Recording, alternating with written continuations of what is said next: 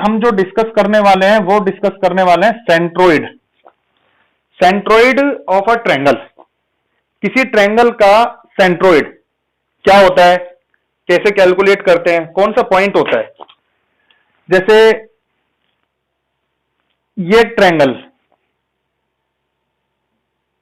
ठीक, अब ट्रायंगल है तो जाहिर सी बात है ये इसके वर्टिसेस कोऑर्डिनेट भी होंगे ए बी सी।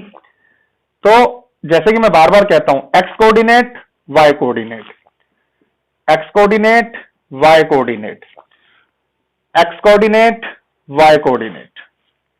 अब क्योंकि किसी एक पॉइंट को तो आपको फर्स्ट पॉइंट मानना ही पड़ेगा ना, 3 पॉइंट है। अब एक्स वाई लिखेंगे तो कंफ्यूजिंग हो जाएंगे।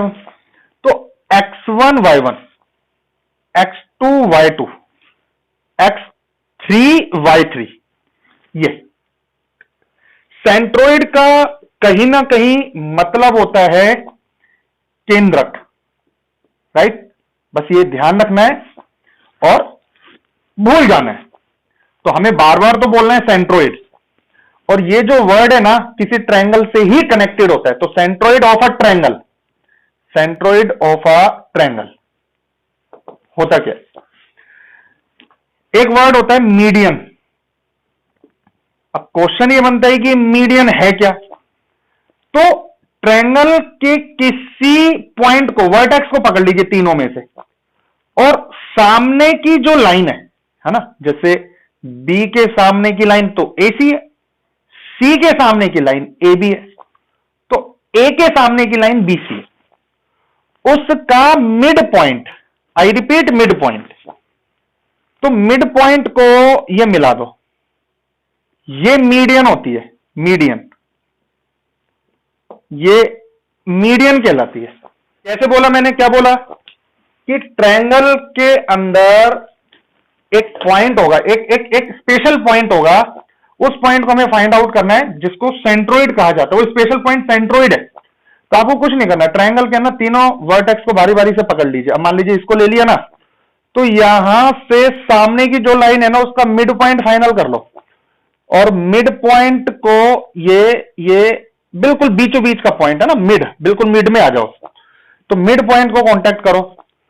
आप देखोगे कि जब आप तीसरे पॉइंट से ऐसे ड्रॉ करोगे ना, इत्तेफाक कहते हैं इसे, इत्तेफाक, मैथमेटिक्स की ताकत कहते हैं कि किसी भी ट्रायंगल में जब आप इस तरीके से लेके जाओगे ना, वो इसी पॉइंट से जाएगी, इसी पॉइंट, मतलब तीनों एक ही पॉइंट पे मिलेंगे, और ऐसा हो ही नहीं सकता कि ना मिले। आप कोई सी भी ट्रायंगल ले लीजिए, मान लीजिए अपन कोई इस तरीके की ट्रायंगल लेते हैं, ये देखो, राइट। तो मैंने क्या बोला कि अभी अगर अपन मीडियन की बात करें तो BC का मिड पॉइंट जहां तक मैं समझता हूं यह आएगा। तो आप इसको मिलाओ, यह आया है क्या नहीं। तो AC का मिड पॉइंट मैं जहां तक समझता हूं ऐसा कुछ आएगा। तो आप इसको मिलाओ, ये देखो, ये यहां से ये आया ना, ये गया। जब आप AB का मिड पॉइंट लोगे ना और उसको C से मिलाओगे, तो आप देखिए तीनों एक पॉइंट पर मिलेंगे ही मिलेंगे। इस बात में उतनी सच्चाई है जितना राइट एंगल ट्रायंगल के अंदर पाइथागोरस लगता है ना, कि बिना मेजरमेंट के अगर हमारे पास में ये है और ये है तो हम इसको फाइंड कर लेते हैं, पाइथागोरस फॉर्मूले से फाइंड कर लेते हैं ना, बिना मेजरमेंट के। तो ऐसे ही सच्चाई इस बात में भी है। तो AD, तो AD है, वो क्या है, मीडियन, उसे मीडियन कहते हैं। और इसी तरीके से BE भी क्या है, BE भी क्या है, मीडियन। और उसी तरीके से CF भी क्या है, CF मीडियन। तो अब क्वेश्चन ये बनता है कि काफी सारे बच्चों को ये गलतफहमी हो जाती है कि सर ये तो राइट एंगल है ना, ये 90 डिग्री पर है। तो मेरे भाई 90 डिग्री पे अगर होता ना तो मैं डेफिनेटली इस तरीके से ये साइन बनाता। तुम्हें दिख रहा है और उस बेसिस पे आप सोच रहे हो ना, ये बिल्कुल भी सच बात नहीं है, क्योंकि ट्रायंगल टू ट्रायंगल डिपेंड करता है। मैं ये नहीं कह रहा कि 90 डिग्री किसी ट्रायंगल में हो नहीं सकता, वो महज एक इत्तेफाक हो सकता है। लेकिन इस वाले ट्रायंगल में देखो आप, अगर इस वाले ट्रायंगल को देखें तो बताओ एडी 90 डिग्री पे है क्या? तो भाई मीडियन का ये तो जरूरी है कि सामने के मिड पॉइंट से कनेक्ट होना है ना। ये जो पॉइंट है ये मिड पॉइंट है, मिड पॉइंट, राइट। ये जो पॉइंट है ये मिड पॉइंट है, मिड पॉइंट, राइट। इसी तरीके से ये वाला पॉइंट भी मिड पॉइंट है। तो मीडियन के केस में हम ये तो फोर्स कर सकते हैं कि सामने वाली लाइन के मिड पॉइंट पे मिलना। आपको ऐसे याद रखना पड़ेगा, जैसे ये भी याद रखने का तरीका बता रहा हूं मैं। ये तो बड़ा कंफ्यूजन है, आने वाले लेक्चर के अंदर आपको ध्यान रखना, ये बड़ा कंफ्यूजन वाला मामला चल जाएगा। मीडियन, तो शुरू के जो 3 लेटर है ना वहां से देखिए मिड करके कुछ ऐसा याद रखने का एक तरीका आपको यहां से मिल सकता है कि मिड करके यहां से कुछ वर्ड आ रहा है, कुछ साउंड ऐसा आ रहा है कि अच्छा, फिर वहां से पकड़ में आ जाएगी चीज कि इस पॉइंट से सामने क्या है, लाइन है, तो उसका मिड पॉइंट ही होगा, उसको मिला दो, ये मीडियन बन गया। इस पॉइंट से ये सामने के मिड पॉइंट पे, तो ये क्या है, मिड पॉइंट, ये क्या है, मिड पॉइंट, और ये भी क्या है, मिड पॉइंट। ठीक है, तो AD BE CF, AD BE CF, ठीक। तो इस ट्रायंगल के केस में भी ये मीडियन, और इस ट्रायंगल के केस में भी, ठीक, ये तीनों के तीनों मीडियन। तो जो सेंट्रोइड होता है ना उसको जी से डिनोट करते हैं, जी से, जी, कैपिटल जी, और कहीं ना कहीं ये फिक्स भी है। तो सेंट्रोइड क्या हुआ, इट इज द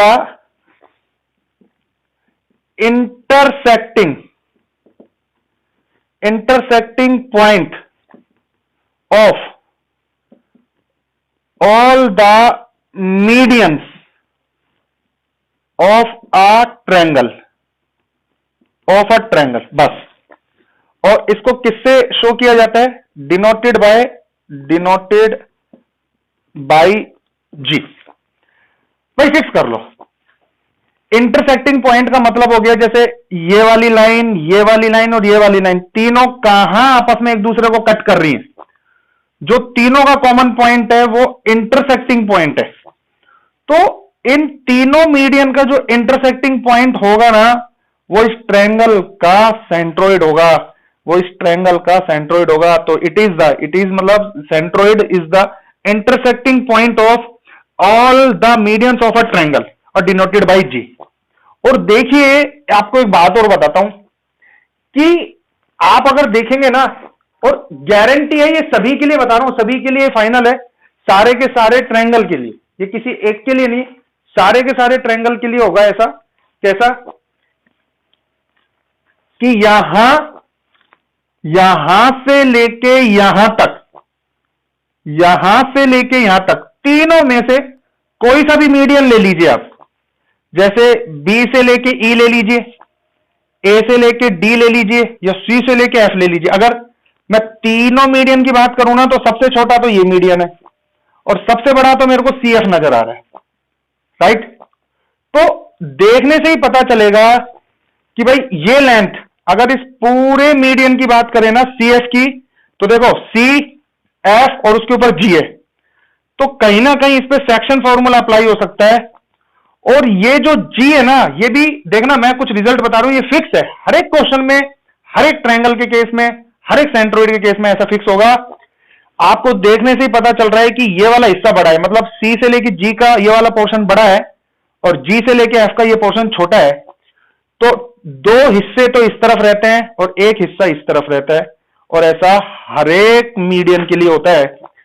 यानी पॉइंट से पॉइंट का ज्यादा रहता है, पॉइंट से लाइन वाला हिस्सा कम रहता है।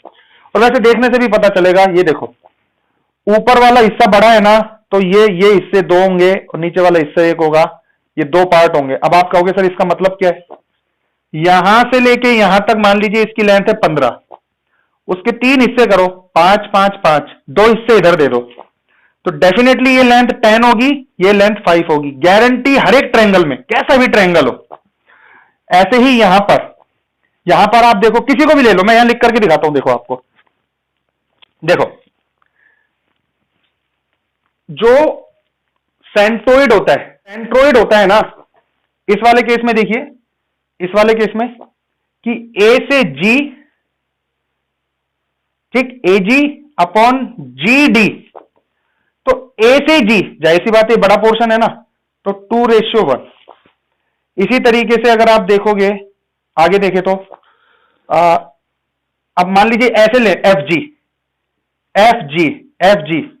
जी अपॉन जी सी। अब आप बताइए एफ जी पोर्शन, नितिन तुम बताओ, अक्षत तुम बताओ, एफ जी लिखा है मैंने, एफ जी अपॉन जी सी, इसका क्या रेशियो होगा? हाँ, इसका क्या रेशियो होगा? 1/2। ये, और ये फिक्स हो रहा है, हाँ ये फिक्स हो रहा है कि ये जो सेंट्रोइड होता है ना, ये मीडियन को 1:2 या 2:1, वो आपके ऊपर डिपेंड है। मैंने आपको बताया भी था सेक्शन फॉर्मूले में कि अगर आप बड़ी साइड से बोल रहे हो, जैसे जी है, वो सी एफ बोलोगे, पहले सी बोला ना आपने, जी सी एफ को 2:1 में डिवाइड कर रही है, या जी एफ सी बोलोगे तो 1:2 में डिवाइड कर रही है। तो ऐसे आपको बोलना पड़ेगा, ये इसके अंदर एक खासियत रहती है। उस ट्रायंगल को जूम करके आपके सामने बना दिया, वापस से कोऑर्डिनेट ए x1, y1, b x2, y2, c x3, y3, और मैंने एक मीडियन बना दिया, और मीडियन बनाने के बाद में उस पर शो कर दिया है सेंट्रोइड। यह है सेंट्रोइड, और जैसे कि मैंने बताया था 2:1 में, ये 2 हिस्से और ये एक हिस्सा, ratio 1। तो ये पॉइंट ए, जी और पॉइंट डी, जैसा कि मैंने बताया कि इसका मिड पॉइंट है, बिल्कुल बीचों बीच में है, तो ये प्लस ये by2, y2 प्लस y3/2, ठीक है। यहां पे मैंने फॉर्मूला लगाया। अब आप सोचिए, सेक्शन फॉर्मूला अगर अप्लाई करते हैं, सेक्शन फॉर्मूला काम क्या करता है कि ये कोऑर्डिनेट अपने पास में है, ये वाला कोऑर्डिनेट है, रेशियो है, बिल्कुल है। अरे तो फिर सेक्शन फॉर्मूला अप्लाई करके हम जी के कोऑर्डिनेट तो फाइंड कर ही सकते हैं। तो जैसा कि मैंने बताया कि ये 2 अटैक करेगा इस वाले पे, है ना, क्योंकि 2 इससे कनेक्टेड है, इस पे तो करेगा नहीं, तो ये 2 अटैक करेगा इस वाले पे, तो 2 इंटू में दिस प्लस, अब 1 अटैक करेगा इस वाले पे, 1 इंटू x1, और जैसा कि मैंने बताया कि x कोऑर्डिनेट बोलेंगे मेरा घर है, मैं नहीं जाऊंगा, तो रेशियो का सम। डिट्टो एज इट इज, मैंने नहीं देखा था यहां पे, बस x की जगह y कर दिया, y2 प्लस y3/2, और यहां पे y1 एंड देन अपॉन 3। और जब हमने इसको सॉल्व किया तो मैंने देखा कि x1 plus x2 plus x3/3, y1 plus y2 plus y3/3, यानी कि अगर सेंट्रोइड के कोऑर्डिनेट चाहिए तो आपको केवल इतना सा करना है कि तीनों पॉइंट के x कोऑर्डिनेट को ऐड कर दो, x1, x2, x3/3, तीनों ही पॉइंट के y कोऑर्डिनेट को ऐड कर दो, y1 plus y2 plus y3/3।